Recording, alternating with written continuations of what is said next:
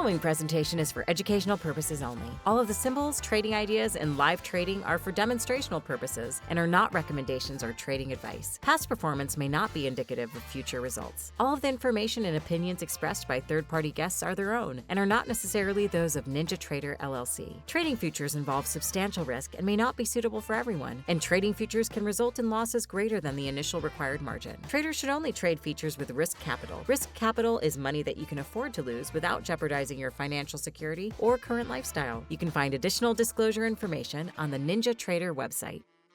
I'll be your co-host or host for this segment, Tom Schneider, CMT with NinjaTrader. And on Traders Workshop, we like to bring in our ecosystem partners. This week is no different. We have returning guest, founder of Master the Market, Thiru Nagappan. Thiru, how are you doing today? Very good, very good. Tom, yes, it's beautiful. At least the sun is out. It's always a bonus in London. I don't know about you guys, but I don't think, you know what? I think I've been to London once when it was sunny, mostly been in like the wintry months where it's been a little bit darker, but yeah, when London is sunny, it's a great, it just makes the city even better. I should say that. well, tell me about it. Yeah, everything comes to life. It's incredible. Yeah. So how have you been? Very, very good. In fact, I was just telling you just before the show started, I sometimes think about, us all meeting up in London, going for a drink with Gavin as well, and then, yeah, watching the Euro Cup. Hopefully you can make it. Let's see how it goes. I'd love to. London is one of my favorite cities outside the US. If I have to travel somewhere, London is just comfortable and cozy, but a lot to offer. Been to the British Museum. I've been to several times. I love it. Me too. Yeah, it's a very well diversified country, so I really like it. Yeah, awesome. Yeah. So today, I think we have a really neat topic today. Managing market volatility, which is funny today because it doesn't seem like there's a lot of volatility today in anticipation of tomorrow. But I think it's a good time to check in on that. Absolutely, and I've been preparing for this so as to give really good value to the audience. I think before we delve into it, just a little bit of recap maybe would be a good thing to do, Sure. isn't it, Tom? I Right. like it. Yeah, so I think from the previous segment, so that we don't go too much into the previous ones, the viewers can go and watch back the previous videos. So in our first one that we did, the epic video where we got 25,000 views. And I know Jim doesn't like, but I'll tell some good things about Jim later on as well. Don't worry. So, Right. so we talked about the three stats, right? That actually the structure actually gives us, so people can go and watch that. I'll go into one of the stats a bit more closely today. Then in the second one that we did, and as I said, I'll tell good things about Jim as well. Jim is catching up really fast, 13,000 views in 1 month. Oh, We great. just did, yeah. He's well behind on it. So that one here, we talked about market structure, right? And how we develop the market structure, which gives us actually the three stats that we spoke about in the first video. In fact, it really received some really great comments as well, where people were saying it was one of the best videos that they watched. Then the last one that we did, which was just 2 weeks ago, which is catching up really nice momentum, 1,500 views in 5 days. We talked about the different types of targets people can put, right? Based on how much move is left in a swing or a trend. So today then I thought it would be right and apt to talk about where to put stop losses. Because the usual thing that people usually get, Tom, and correct me if I'm wrong, is they got a nice target, right? But as what Anthony was also saying before as well, that they are not able to know when to get out, right? Or where to place the stop loss to know that their trade is invalidated and the swing is changing. Sometimes they hold it too long and the losses get bigger, right? Sometimes the stop loss is too tight. It stops them out and then races towards their target. So I thought that it would be really good in this video, we go a little bit more into stop losses. And whenever we talk into stop losses, then naturally we will talk about volatility. That was my train of thinking. What do you think about that? I think that's great. And, I just want to touch upon the last video that we did talk about. You had those, that spreadsheet up with those kind of time horizons there. What I really like about that, and it's worth a look, is kind of you find out where your most efficient path to whatever you're trying to achieve is, right? So you can find the demarcation point where, whatever percentage you're looking to get out of a move or out of a trade, you can find like how far you can go. And then if you go a little farther, the return isn't as great, or the probabilities really get reduced. So I like the way the data is presented. Earlier, Thiru, I was saying on the stream how I don't like data sets. I don't like to look at numbers, but this is one of the exceptions I'll make, because to me, it's so clear where, here's the optimal 25%, and I'm just using your numbers, 25%, 60%, 100%. You get a sense of where you can set your targets, so to speak, before there's like a really big drop off and it's harder to achieve. So I just wanted to touch on that, reminding me what we talked about last week, but totally agree with understanding stops. And we did experiment with actually changing our idea about a stop or changing our idea about a trade earlier. And we just had another trade that we trailed our stop. But there's always that thought that what we saw when we put on the trade might change, and therefore we need to change with it if that's the case. If the trade doesn't go as planned, how do we change too? That's part of that equation, I think. Spot on. I think we set the tone really very well, because I think that's the real question, isn't it? When does the trade change, and when does your trade get invalidated? Where do I put that stop loss, or how do I trail it? So let's take something, for example, we'll start with real time first, right? And so in real time, I'm just taking a look at gold. I mean, we don't have that much time, so I'll just take one instrument for now. We use the daily time frame, which is what we used the last time as well.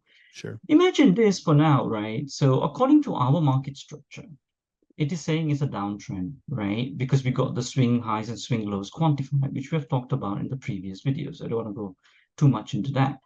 So if you take a look at this, I mean, it did a compression here, right? And then the last big red bar here, which was instigated by the non-farm payroll news last Friday and unemployment data.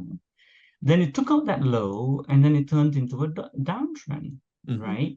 So some people out of that, I mean, even though they don't have their market structure clearly defined, even if they took an impulse trade based on this big fat red bar, they would have probably entered it somewhere around in that red bar, maybe here, maybe there. Or according to us, we would do it quantitatively, which is on the close of the bar, right? Now, the stop loss then, that's a big question, isn't it? Some people don't know where to put there's two types of stop loss first for the viewers, right? One is called the initial stop loss. Now, where do you put it initially? Then the second thing is, how do you trail it so that you still give it enough room for the trade to get towards its target? That's the main thing. And when it hits your trailing stop loss, theoretically, it should tell you that your trade is invalidated. I'm changing direction. And that's what Anthony was saying. If price could talk, what could it say, right? So that's what your technical level should be actually doing. It's a way of telling you that the price action is talking, so that I'm changing, hey, you know what, listen up, I'm changing direction, so get out, right? Right. So how do we now determine those levels, right? That's what the audience wants to know. Now, you see, for example, if you had placed your initial stop loss there, stopped out, but, some people say, if you just want to take it very crude, some people say, you know what, I want to trade my stop loss at the high of every bar, right? Now, what would have happened out of that, right? So if you did that, you would have trailed it to the high of that blue bar, right? This one here. And today you would have got stopped out, right? Makes sense, right? Now, the people who got stopped out today, they might, sometimes, if they're not very clear why they trailed it there, the biggest fear is what? I hope I'm right, because if I'm not, what if the price then goes down aggressively tomorrow or the day after? Then any normal human will think, oh man, I shouldn't have trailed it too tight, right? But on the other hand, which is what we spoke about before, what if it did go up further, up against you, right? Then those guys who then trailed it here tight might be thinking, oh, I did the right thing, right? Yay! I didn't lose much more. But you see, as you and I know, Tom, I mean, trading is based on probabilities, right? So as if it's based on probabilities, we don't want to be doing guesswork and just be holding on tight to say, hey, I just hope it becomes a green bar so that I'm right. So how do we systematically, and quantitatively answer these questions? The only answer is through probabilities. Now, so let me show some probability stats. Now, this will tie in with all the previous videos that we did, which I just showed, the 25,000 views, 13,000 views, and all of that, which people can go back to. But as I've just mentioned, just as a short summary, which is to get probabilities, we need a market structure, right? This is what we have got with the help of the quant traders back from the 1960s, which we have talked about before. So leveraging of really big experience and computer power. Now, when you got a market structure like that, then you can derive the three stats, what we have spoken about before. One of the stats is, which will help me decide where to put my initial stop loss and how to trail it so that it's based on probabilities. So let me show you something here, and then we can look at some examples from before so as to drive the point quite clearly to the audience, okay? So let me pull up this stats table here on gold, right, that we have got. So the main thing what we are really looking for, let me push this in this way here. The one we are really looking for is what we call the maximum adverse excursion, right? So now maximum adverse excursion, in other words, just tells me how much volatility, how much does it move against me. So if, let's say, if I were to enter a particular trade on here, which is the blue line here, now to get to my target, if I were to draw a target over here, right? Now, how much does it move against me, right? So this is basically anything that goes below the blue line is moving against you, right? Which you will see in your open profit as a loss, isn't it? As an unrealized loss, right? So over here, it's still going against me. And then finally, let's say that it goes towards in your favor and goes towards the target. So in this example, how much has it gone against me? Is the maximum has gone against me, is the low of that red bar. Mm-hmm. And the distance of that low of the red bar from the blue line is what is the maximum adverse excursion, right? So in this instance, let's just say maybe it's 50 points. But that's only for one swing, right? For one trade. So this table here has collected all of these trades over 10, 14 years. So I did it from 2010 all the way to now, which is over 14 years, right? And you can do this on NinjaTrader because we programmed it on the NinjaTrader as well with the indicator.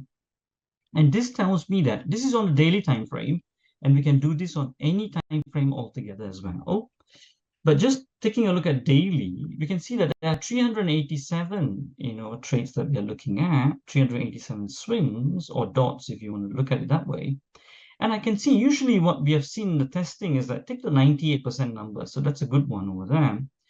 So 98% of the time, it's moving against me. So if I were to take a look at that blue line again, where I enter, it moves against me 40 points, right? It moves against me 40. It's 400 is 40.0. So for the viewers to understand, which is $40, it moves against me $40 before it gets towards my target or towards the top, if it's a bottom to top move, right? Before the race ends. So what I would do from here is, okay, now you see, Tom, objectively and quantitatively, in my mind, I know that supported by data, right, over a large sample size, I can now place my trade in a place where I can be peaceful, even if it hits me. I know that 98% of the time I won't get stopped out. Maybe if I do get stopped out, it's only 1.2% of the time, and what to do? That's trading. I got to move on and take my numbers out. So you see, now if I were to apply that into real-time data, I can now confidently, on a real-time price here, on the close, right?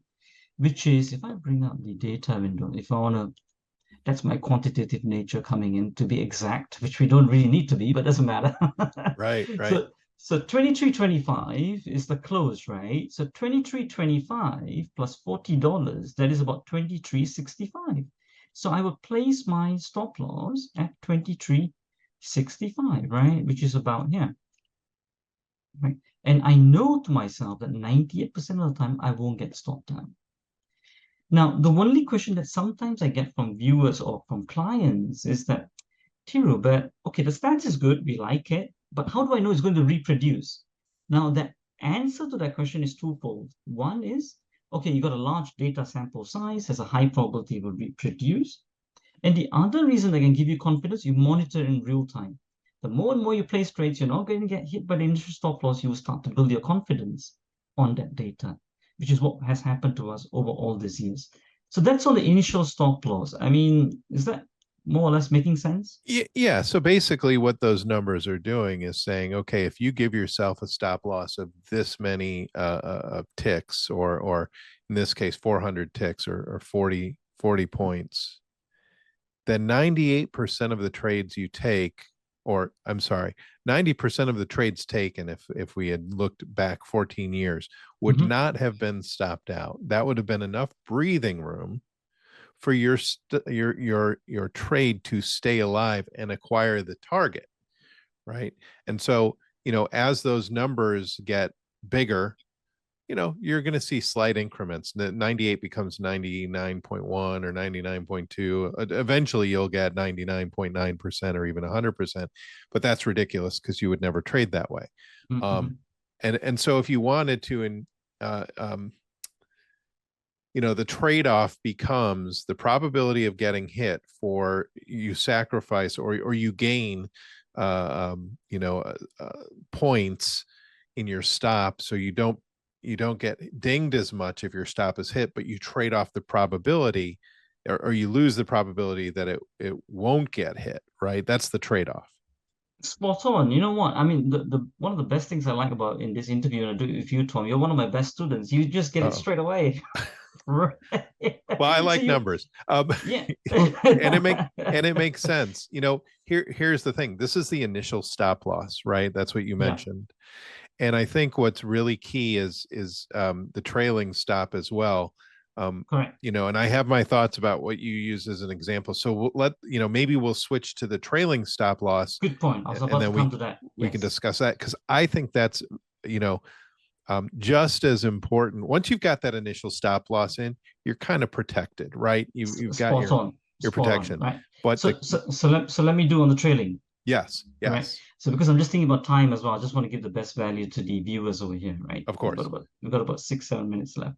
So we got the point of entry and initial stop loss, right? Now, how do we trail it? So for that, let's take a look at an example that has happened before. So let me cover everything else, right? And let me just move on to here. So here, what we got. Okay, so the same example here again, right? So I got a signal to go up, right? This is in an uptrend, right? Took out the last swing high. The dot came, bottom came up. According to our structure, point of entry on the close, we keep it consistent, as I spoke about in our previous interview. Stop loss, you see, we can either go for the swing low, or I can use my stats, right? And we know that it's 40 points, right? Whichever is smaller. So that's what we do. So from here, 22.28 all the way to here. So I would say that if I were to quickly do that, I think we can use the ruler function, isn't it, over here? So ruler function here in here. So how much is that one there? That's about 39.60. So I would use the swing low, right? I know you like me getting all this quantitative stuff. It's about the same, but you're right. Yeah, that's the better of the stops, right? Correct. That's right. Yeah. So let me do that. How do I remove this very quickly? So remove. Yeah, there you go. So yeah, so I've got that one there. So I put the stop loss for the swing low. I'm comfortable in my mind. Initial stop loss is covered. Now let's keep going. Now, how do I trail my stop? So then I move forward. You see, look at that, right? So it went against me immediately, right? At that point, of course, people can get worried. You know what? Is it going to hit my initial stop loss? But I know, see how I battle that voice in my mind is, hang on a minute. I know that 98% of the time I won't get stopped out. It's safe. And if I do get stopped out, it's only 1.2% of the time that will get stopped out and go up. So it's totally fine. That's a way of price talking to me, if it could talk, right? Right. And my trade gets invalidated. Good. So we are good so far. So we stay on because we have conviction in the stats, right? Over 10 years of data. Suddenly a brief of relief a little bit, right? Yeah. It's gone up again, right? But to be honest, professionals don't think like that. We just think of numbers and we just run it, right? But for those who are not used to it. So then it goes up in our favor, keeps going. The main really one I'm looking at for me to get more unrealized profit and more open equity in this move, Tom, is for this top to be taken out, potential top at the moment, right? Because over here is, let's say, imagine if I put $10 a contract, whatever it is, I was up $1,000. As of now, I'm only up maybe about $200, right? On the close. Right. No, actually, I'm down because I'm below the blue line, right? So I'm minus $200, let's say. So I am waiting for this to take it out and improve my unrealized profit or open equity, let's say 2002, 2004, right? So that's what I keep looking at. So let's keep seeing what happens. It keeps going out. Okay, good. We are above the blue line. Unrealized profit is in positive. Now, oh ho, yay. I took out that top, right? And I closed a little bit below it. So still about $900 maybe up in open profit. Woohoo, right? We got more now. Now my open unrealized profit is increasing, right? 2005, 2000. Now, right, to answer the question, okay, but Thiru, hang on a minute. This is all good, but the initial stop loss is still here. What happens if we get an adverse news and it drops all the way down and I lost all that unrealized profit? So how do I protect myself and manage the market volatility? What I got to do is, we usually trail to still give room is we go and trail it to the last place it went to, the last lowest point it went to take out all the stops before it went higher, right? So what we do, we're still giving it enough room, right? So, and then we got other kind of stats to do, but I won't go through that for now. I'll just give the simple one. So here is where I will trail it to, right?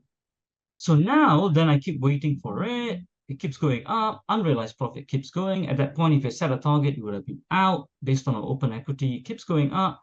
Now another red bar, right? So based on this, then I wait for it now to, that's my potential top, wait for it to clear. If it does, look at that, right? So now that's the most lowest point it went to before it cleared that top.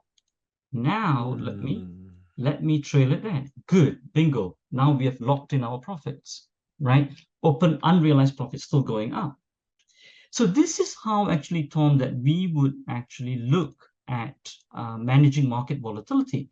Now, one way, if you don't want to set targets, but imagine if somebody didn't know that, right? And if they kept trailing it on the low of every bar, they would have got stopped up by this outsider bar, right? Or they would have got stopped up even more earlier over here, right? So here it keeps going up. Let's say if you don't set any target, and now you see that's the next one that I would trail it to, took out that top again, right? Keeps going up. Now it hit, did it hit my stop loss? Not really. If I trade, it was the low of this red bar here, still keeps going up. Now my end of the race is happening when I get that dot, when it confirms that top, which is about here. Now, right. Thiru, why wouldn't you move your stop up to the bottom of the next red bar when you saw that you had... You're absolutely right, because the reason is this potential top didn't get taken out. Ah, okay. Got it. That's why. Got it. Okay. Right. So that's how we would manage the market volatility. I know we got a few seconds left. Just a few more points I've written for the viewers is... Sure. Some people might say, Thiru, but in the beginning, you're giving up too much room for the initial stop loss. Does it reduce your reward to risk ratio? Now, the answer is very important. This took me about a few years to really understand and grasp it. My mentor was telling me this for a long time, but I wasn't prepared to listen. 1 year in, 1 year out. So when we are in that zone where we are looking to look for our own things and we just don't listen to anybody. What I will tell for the viewers, very important is, you see, when you give it enough room and breathing space, even though your reward to risk comes down, this is called expected reward to risk ratio. It doesn't put any money into your bank account, right? This just is the breathing space. What you're really interested in is the actual reward to risk ratio, what really happened, right? If it doesn't hit my stop, right, this will be a total big profit trade. And in my actual reward to risk, this will be a profitable trade. This will be maybe $3,000 of trade, So my actual loss, maybe on some, when I traded like that, maybe it might be only $500. So I actual reward to risk ratio, maybe I've got a 6-to-1 or 3-to-1.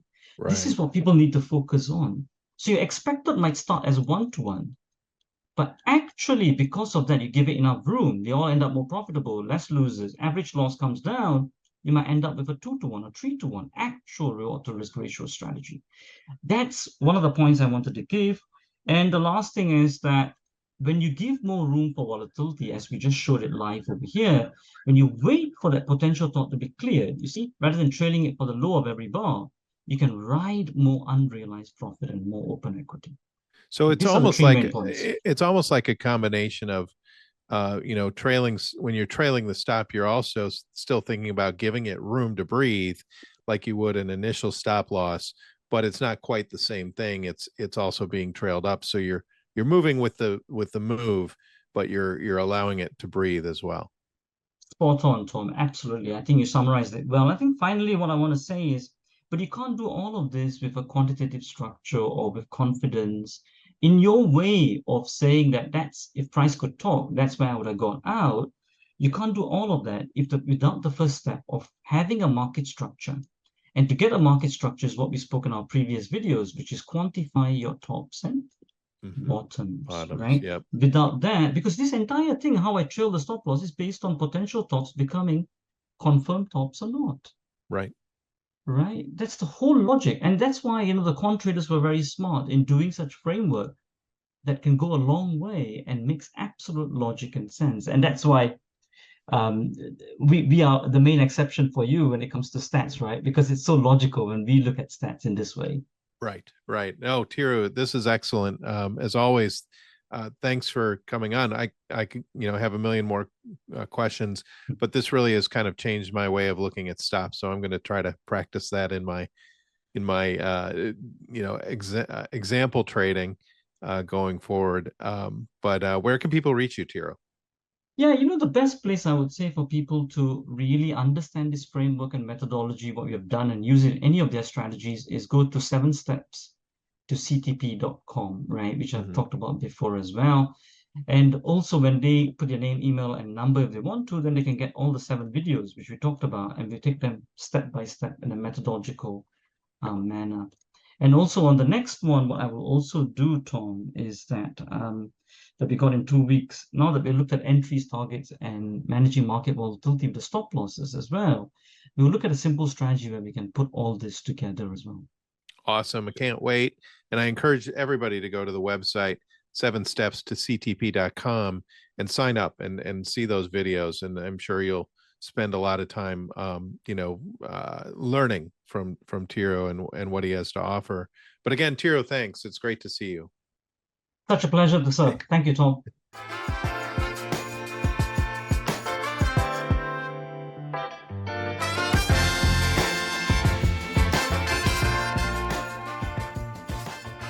All of the symbols, trading ideas, and live trading are for demonstrational purposes and are not recommendations or trading advice. Past performance may not be indicative of future results. All of the information and opinions expressed by third-party guests are their own and are not necessarily those of NinjaTrader LLC. Trading futures involve substantial risk and may not be suitable for everyone, and trading futures can result in losses greater than the initial required margin. Traders should only trade futures with risk capital. Risk capital is money that you can afford to lose without jeopardizing your financial security or current lifestyle. You can find additional disclosure information on the NinjaTrader website.